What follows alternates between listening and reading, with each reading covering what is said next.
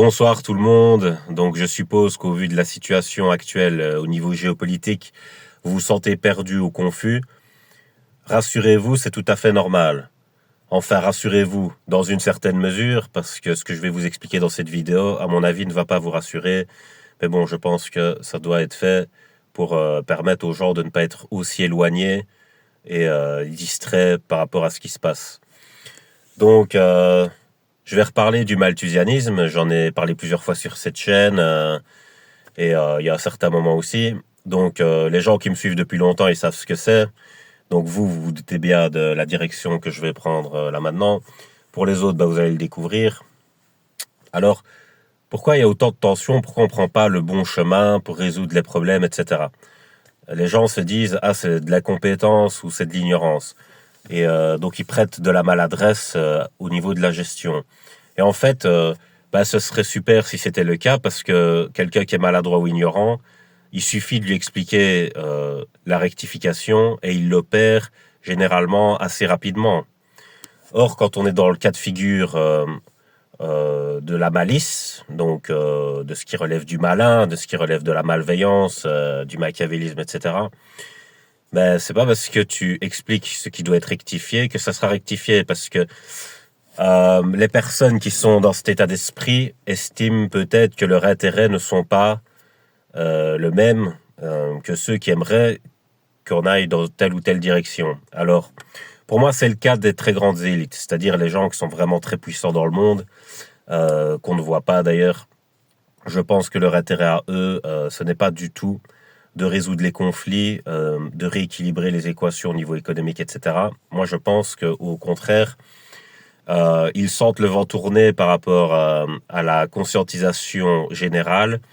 Et donc, ils savent très bien qu'ils ont complètement abusé dans le passé et qu'ils sont déjà, entre guillemets, foutus. Donc, on va dire, ce sont des gens qui deviennent dangereux de par leur position, statut et aussi de par l'accumulation de leurs actes. Et je pense que le malthusianisme, c'est de réduire la population mondiale parce qu'il n'y a pas assez de ressources, il n'y a pas assez de place, etc. Donc, en fait, ça crée beaucoup de problèmes scientifiques au niveau des lois physiques par rapport à la gestion. Donc, voilà. Vous doutez bien que vous ne pouvez pas mettre 20 personnes sur un mètre carré. Voilà, à part en morceaux peut-être, et encore. Et voilà, il y a plein de problèmes comme ça. Et en fait, je pense que l'élite se doute bien que 8 milliards de personnes ne peuvent pas réduire leur empreinte écologique drastiquement du jour au lendemain. Donc ça, c'est la solution droit de l'homiste que moi je suis, parce que j'ai une partie de moi qui est quand même malthusienne, parce que c'est de la science, c'est comme ça.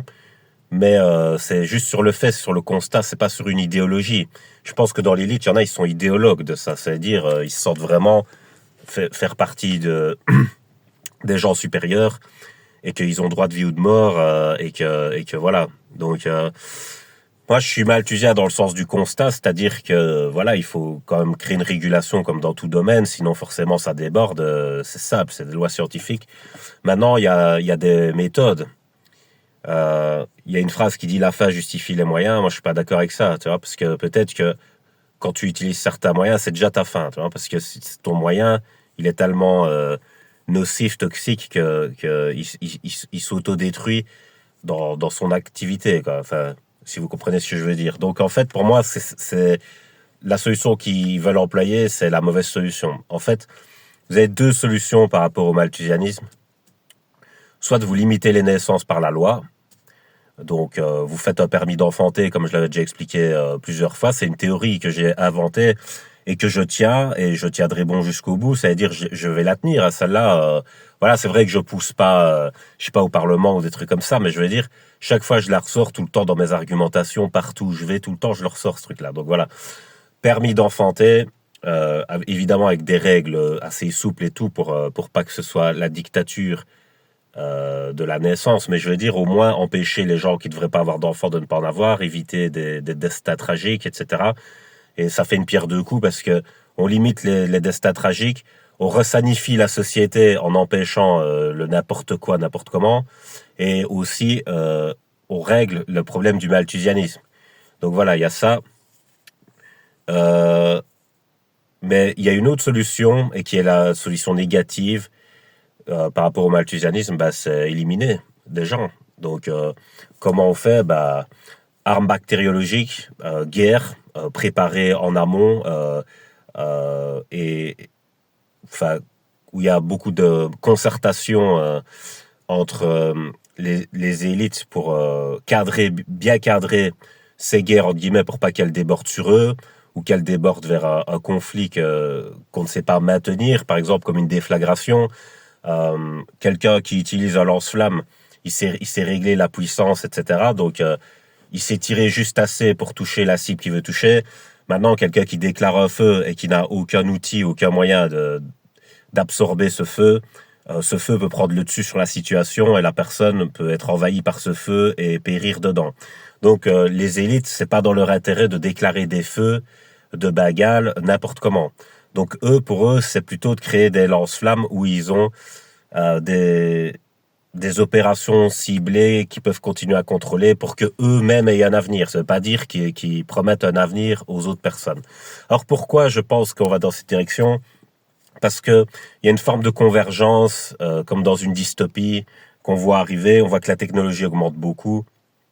Il y a beaucoup d'investissements au niveau de la technologie. C'est même, enfin, la majorité de l'argent qu'il y a dans le monde part dans la technologie, pour vous dire. Donc, et j'ai remarqué aussi que les élites ne misent plus sur l'humain. C'est-à-dire tout ce qui concerne le budget au niveau humain, on tape dedans. Donc on voit bien qu'au niveau des sécurités sociales dans les pays qui l'ont construite après-guerre, avec une super mentalité de solidarité, donc des vrais héros, quoi, contrairement aux vendus d'aujourd'hui. Et donc, forcément, ils tapent dans le chômage, dans les pensions, parce que tout ça, c'est humanitaire. Et cet argent, vous croyez qu'il va aller où? Bah, dans la confection de robots. Le rêve des riches, c'est qu'ils soient 500 000 sur Terre, à se partager le monde, qu'une île appartienne à un riche, qu'il ait son île à lui, tu vois, et que le reste ne soit que des robots serviteurs. Mais pour que les robots soient fonctionnels, évidemment, il faut des ingénieurs. Donc, les, les élites, ils vont essayer de garder trois pôles principalement, c'est-à-dire eux-mêmes. Donc, ceux qui ont beaucoup d'argent, un grand statut, un networking assez élevé, ils vont essayer de se maintenir entre eux. Ils vont essayer de maintenir les ingénieurs parce qu'ils en ont besoin pour la technologie, pour le futur. Et aussi parce que les ingénieurs ne sont pas que des ingénieurs mécaniques. Généralement, ils ont fait aussi des études en philo ou quoi. Donc, ils ont des capacités métaphysiques qui sont quand même élevées aussi. Donc, c'est aussi profitable pour la gestion ponctuelle ou pour l'avenir aussi. Donc, ils vont essayer de garder les ingénieurs et puis ils vont garder les robots. Mais les autres gens, ils vont les laisser. Voilà, ils vont essayer de soit les laisser dans l'indifférence et leur fermer toutes les portes grâce à la technologie. Donc, ils n'auront plus accès au système. Ils seront des parias dans le système tout en n'étant pas dans le système. Donc, ça, c'est vraiment la révolution matrixée, matricielle. Et voilà, donc moi je pense que ce qui est prévu, donc tous les effets d'annonce que vous voyez dans les médias pour vous exciter, vous faire vivre que dans le présent et pas vous faire réfléchir à long terme, ou sur éventuellement des plans qui seraient annexes et cachés comme un plan pareil, ben voilà, vous pouvez pas comprendre ce qui se passe.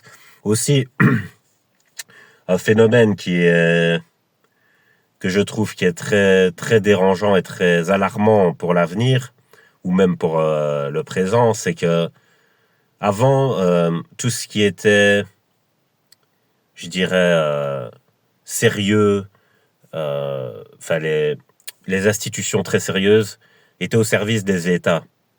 Et l'État, il était au service du peuple. Donc, par corollaire, ces institutions, quoi qu'il en, enfin, quoi qu'il en soit, c'est pour le présent, mais je veux dire, quoi qu'il en fût, voilà, quoi qu'il en fût à ce moment-là, elles avaient des principes, enfin, et les membres de ces institutions avaient des principes qui étaient reliés aux droits humains, dans un certain sens, même si ils pouvaient déborder, etc., pour des occasions spéciales. Mais je veux dire, c'était quand même ça la base. Aujourd'hui, ces institutions ne font plus allégeance à un État. Elles font allégeance au capital. Elle faut allégeance aux capitalistes. Oui, mais tu as des capitalistes avares, égocentriques, qui n'ont absolument aucune valeur et aucun principe moraux par rapport à l'humanité. Donc eux, les opérations ou les trucs qu'ils commandent, ce ne sont que des trucs subjectifs, qui n'ont aucune valeur pour emmener tout l'équipage vers l'avenir. Donc c'est un niveau de management qui est complètement toxique et qui nous emmène vers le gouffre. Et c'est pour ça que toutes les équations se dérégulent. Les comptables, ils doivent se gratter la tête jusqu'à plus avoir de peau sur le crâne. Actuellement, quand on voit les dérégulations, et c'est parce que, pour moi, voilà, on est à un stade proche de celui de la chute de l'Empire romain, c'est-à-dire que au départ de l'Empire romain, c'est comme pour la préhistoire, c'était les plus intelligents qui montaient à la base, puisqu'il y avait la sélection naturelle et que c'est ceux qui avaient le meilleur instinct, c'est-à-dire l'intuition. Donc l'intuition, c'est quoi? C'est l'instinct couplé à la rationalité, je dirais. Et donc c'est ces gens-là qui allaient vers les hauts postes. Et donc le début est toujours le mieux, Dieu se fait. Et puis ensuite, qu'est-ce qui se passe? Ces gens ont de l'affection, tu vois, c'est des humains, ils sont faillibles, donc ils éprouvent de l'affection pour d'autres gens, sauf que ces autres gens n'ont peut-être pas leur qualité. Qu'est-ce qui se passe? Voilà l'ignominie qui arrive dans le système et qui ne doit pas arriver, c'est l'héritage. Mais une personne n'est pas l'autre, même si elles sont de la même famille, c'est ça qu'on ne veut pas accepter dans ce monde. C'est que l'héritage fait que tu ne reçois pas le clone de la personne qui est décédée, tu as une autre personne qui a le même sang, ok, qui a qui a le même ADN, ouais, mais ok, si on va par là, nous on est très proche du sage au niveau chromosomique, hein. Est-ce que tu as l'impression qu'un sage peut te remplacer, tu vois ce que je veux dire? Bon voilà, c'est une métaphore, mais c'est pour vous dire. Donc, après il y a l'héritage. Les héritiers sont souvent nuls, pourquoi? Parce que ils démarrent pas avec les difficultés de l'ex nihilo. L'ex nihilo, c'est t'as rien, et tu dois construire à partir de rien, tu vois? C'est la même différence que si tu es face à une feuille blanche. On dit même le syndrome de la feuille blanche pour les écrivains. Et que tu dois commencer toute une histoire. Imagine J.K. Rowling, elle a fait Harry Potter. Imagine que J.K. Rowling, elle était face à rien. Elle était que avec son imagination. Donc au niveau travail, mérite, compétence, on est très très haut là. Parlons même pas de Tolkien, hein, franchement, hein, celui qui a fait Le Seigneur des Anneaux. Mais si on te fait un texte tout préparé, tout fait déjà, et que la seule chose que tu as à faire, c'est corriger l'orthographe. Voilà. Tu vois? Et encore, les trois quarts sont faits. Mais tu deviens compétent. Si on te demande après, parce qu'il y a une situation d'urgence, on dit il faut vite écrire un texte super qualitatif pour dans 2 jours, et toi, en fait, t'es un imposteur, tu sais pas le faire. Tu vois? Et en fait, c'est ce qui se passe, c'est que les gens ne sont plus bons dans les situations d'urgence parce qu'ils font semblant, la plupart du temps, d'être compétents. Mais dans les situations d'urgence, tu peux plus faire semblant parce que l'urgence te dépasse, tu vois. Et donc, c'est ça qui se passe ensuite. Ces héritiers étant pas bons, qu'est-ce qu'ils font dans la société? Ils verrouillent l'ascenseur social. Pourquoi? Parce qu'ils savent, au fond d'eux, qu'ils sont pas bons. Et en verrouillant l'ascenseur social, ils se permettent de maintenir leur statut malgré leur incompétence et de toujours avoir des hauts revenus. Et aussi de faire monter des gens comme eux. Parce qu'ils se disent, les gens comme eux vont moins les trahir que des gens qui se disent, objectivement, c'est complètement con, ça. Qu'est-ce que c'est que ça, tu vois? Donc, ils ont peur du conflit. Ils ont peur de l'opinion autre, tu vois? Donc, il y a une forme de consanguinité mentale qui s'installe. Quand cette consanguinité mentale s'est installée, qu'est-ce qui se passe? La naissance du fascisme. C'est comme ça que le fascisme arrive, lentement mais sûrement. Parce que cette consanguinité mentale va les faire se renfermer de plus en plus sur leurs convictions jusqu'à ne plus s'ouvrir à aucune possibilité annexe et tout sera pris pour de l'adversité. Vous voyez pas que ça se passe comme ça? Ensuite, quand on en est là on est à la chute de l'Empire romain, c'est-à-dire qu'on atteint un tel niveau d'incompétence parce que l'ascenseur social ne fait plus monter que les cons, pour la raison que je viens d'évoquer, et forcément, les situations deviennent de plus en plus problématiques parce qu'un con, c'est quelqu'un qui crée un problème, au lieu d'en résoudre, il le crée. Donc ces gens créent des problèmes sur problème sur problème. Du coup, la vague est beaucoup trop haute pour qu'on puisse la surfer. Et même les gens les plus intelligents commencent à avoir trop de problèmes pour avoir cette gestion, cette charge qui devient impossible. Et donc on en est dans ce genre de cas de figure. Donc eux, la seule solution qu'ils ont trouvée, c'est de se dire, on va, au lieu de résoudre le problème, on va éliminer le problème. C'est-à-dire, c'est la réaction infantile d'un enfant qui serait incompétent face à son interrogation. Il se dit, bon, j'arrive pas à répondre, donc qu'est-ce que je fais? Je chiffonne la feuille, je la jette à la poubelle, je fais comme s'il n'y avait pas de feuille, et au revoir. Comme si le prof allait te mettre des points alors que t'as pas rendu de feuille, tu vois. Si tu rends pas ta feuille, il te met 0, le prof. Tu vois ce que je veux dire? Donc la nature, c'est ce qu'elle va nous faire. C'est-à-dire que si on résout pas les équations pour remettre les problèmes à un certain équilibre, la nature, elle va nous frapper fort, tu vois. Parce que la nature, elle opère à échelle de l'univers. On n'est rien pour elle. La Terre, c'est un grain de sable sur une plage, comme j'avais déjà dit. Nous, on est dans la Terre. C'est-à-dire, nous, on est dans le grain de sable, tu vois. On n'est rien pour la nature. Même si certains humains dominent le monde, la Terre, c'est petit dans l'univers. Hein. Donc, faut revoir, tu vois. Faut avoir de l'humilité, quoi. Au lieu de regarder vers le bas, les gens qu'on domine, les animaux, etc., regarde vers le haut. Voilà, ça te changera. Tu vas changer ton mindset, tu vois. Parce que... Donc, pour moi, voilà, je suis d'accord sur le constat du malthusianisme, mais je suis pas d'accord sur les solutions. Là, on est en complet désaccord. Voilà, moi, c'est ce que je dis. Donc, je sais bien que la finance aime bien provoquer des catastrophes pour pouvoir parier dessus et aussi vendre ses déchets invendus. Mais voilà, c'est pas comme ça qu'on doit faire parce que le monde est déjà assez atteint et blessé comme ça. Il faut là, on n'est plus dans le luxe de se reposer sur une structure déjà acquise qu'on peut démolir en partie parce que ça va tenir, parce que ça a été construit de manière très solide. Là, on est un peu comme dans l'histoire des trois petits cochons avec la pierre, le bois et la paille, quoi. Mais là, vraiment, on gouverne, c'est de la gouvernance en paille. Voilà. C'est un château de cartes, le truc. Donc, attention au premier coup de vent. Hein. Ce sera le premier et le dernier, sûrement. Voilà, donc, je pense que j'ai tout dit par rapport à ça. Juste un dernier petit truc. Un film que je vous conseille pour comprendre vraiment ce qui se passe, pas par rapport à ce que les médias racontent, etc., mais par rapport à ce qui se passe vraiment dans la géopolitique, c'est Lord of War avec Nicolas Cage, Seigneur de guerre en traduction française. Et là, vous allez vraiment comprendre. Et d'ailleurs, le 2 est en tournage. D'ailleurs, Nicolas Cage est revenu ici en Belgique. Donc, il est encore revenu. Enfin, c'est une dinguerie. Voilà. Mais il est revenu tourner dans des villes belges pour faire la suite, qui sera Lord of War 2, qui sortira, à mon avis, 2027 peut-être, ou vraiment fin 2026, à mon avis, sera 2027. Et l'histoire, c'est que Yuri Orlov a un fils, et que son fils va suivre les traces de son père, mais ils vont entrer en adversité parce que voilà, le fils veut son propre terrain, etc. Donc voilà, c'est un peu le résumé de l'histoire, faut voir ce que ça va donner. Mais en tout cas, je vous conseille de voir le 1, ce sera déjà un grand pas pour vraiment comprendre les contours de tout ce qui se passe.